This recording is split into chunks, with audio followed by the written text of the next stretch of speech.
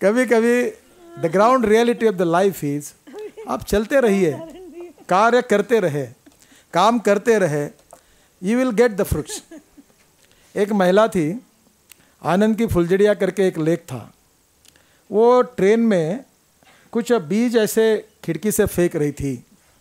बहुत अच्छा अनंत गोपाल शेवड़े जी का लेख था, मैं बचपन में पढ़ा था।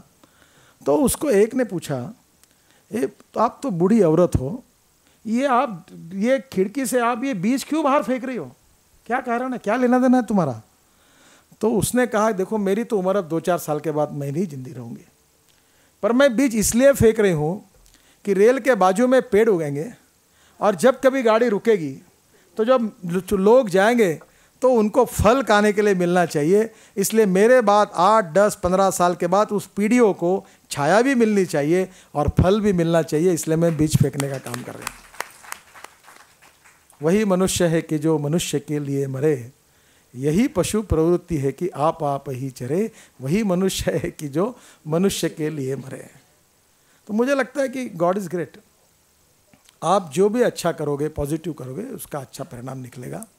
और आपने बहुत अच्छी कार्यशाला की है, बहुत अच्छी बातें लेकर मुझे इसका रिपोर्टिंग अभी बताया गया, बहुत अच्छा विचार विनिमय हुआ है, चिंतन हुआ है, बहुत नई नई बातें आपको मिली है।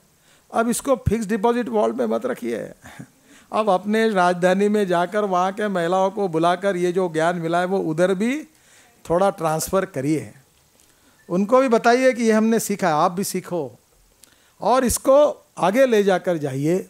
हम सब लोग अगर अच्छे होंगे तो देश अच्छा होगा।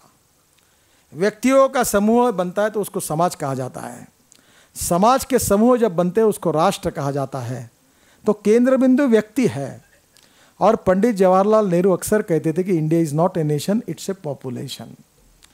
हर व्यक्ति देश के सामने सवाल है। अगर हमने हमारे में से सब लोग अगर सवाल नहीं रहे तो उतने सवाल सुलझाए गए, तो बाकी भी लोग भी उसी को हम कहेंगे कि वो सवाल हम सुलझाएंगे, तो देश में कोई सवाल ही नहीं रहेगा। तो हम देश को अच्छा बना सकेंगे।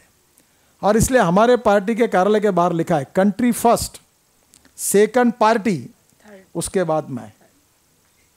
अभी मृदुला जी तो बहुत सीनियर कार्य करती है, अभी भी काम करती है, किताब लिखती है। अभी तो कोई राज्यसभा, लोकसभा, महिला मंडल कोई नहीं, बेचारी कोई मांगती नहीं पोस्ट। क्यों काम करती है? उनकी इंस्पायरेशन, मोटिवेशन क्या है?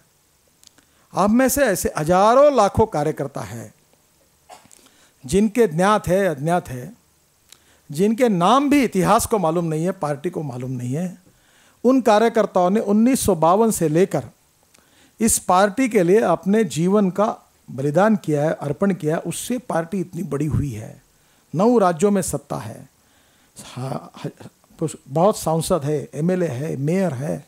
पहले तो ग्राम पंचायत से चुनकर आता तो राष्ट्रीय कार्यक्रम में जनसंघ के सत्कार होता था।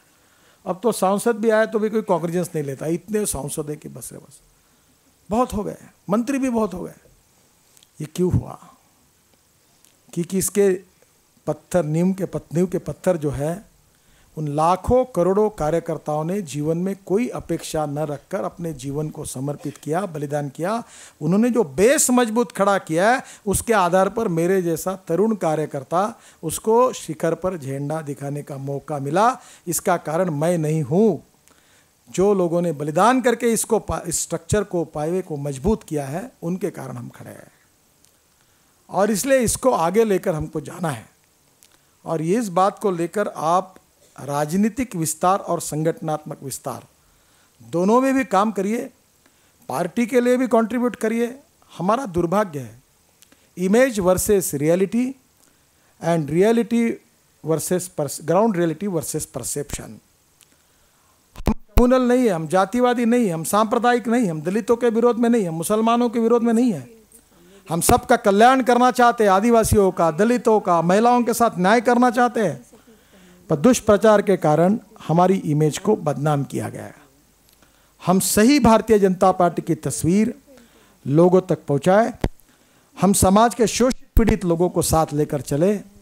आदिवासी, दलित, अल्पसंख्यक, असंगठित क्षेत्र के कामगार, महिला, युवा, इसमें हमारे संगठनात्मक राजनीतिक कार्य का विस्तार करें। आपका व्यक्तित्व, कर्तृत्व, नेतृत्व बढ़ाए और समाज की सेवा करके शिक्षा, स्वास्थ्य, सेवा, विकास और अच्छे इनिशिएटिव में, रोजगार, सब क्षेत्रों में अच्छा कार्य करके हम समाज का भी कल्याण करेंगे और भारतीय जनता पार्टी का भी विस्तार करेंगे। इस प्रेरणा को लेकर आप यहाँ से जाइए।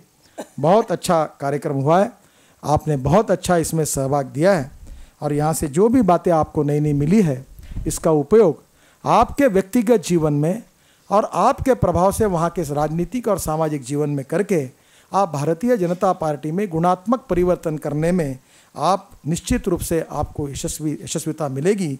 यह मेरा विश्वास व्यक्त करते हुए और आप सबको बधाई देते हुए मैं अपना भाषण समाप्त करता हूँ। नमस्कार।